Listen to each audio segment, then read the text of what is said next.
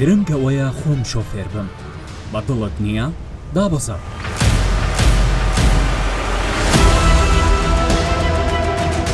ماڵی کاکە حەمەی حاجی مەحموود چەندین ساڵە زۆر بەلایەنەوە باشترە سۆسیالیست حیزبێکی بچووک و لە ژێر جڵەوی خۆیاندا بێت، نەک حیزبێکی گەورە و لە دەرەوەی جڵەوی خۆیان بێت. کێ کاکە حەمە و براکەی بەدڵ نییە با دابەزێت، تەنانەت بە یەک کورسی پەرلەمانیش ڕازین. گرنگ ئەوەیە کاکە حەمە خۆی شۆفێر و براکەی سەکن بێت، با ژمارەی سەرنشینانی نێو ئۆتۆمبیلەکە هەرکەم بێت.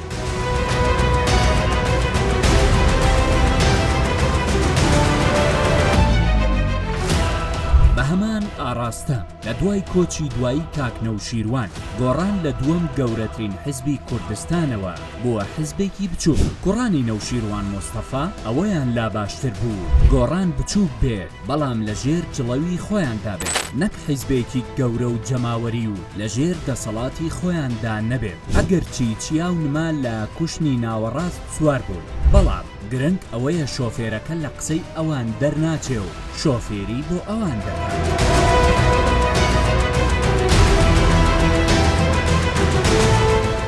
یەکێتی ئێستا بەم ئاراستەیە هەنگاو دەنێت. دوو شۆفێری خراپە.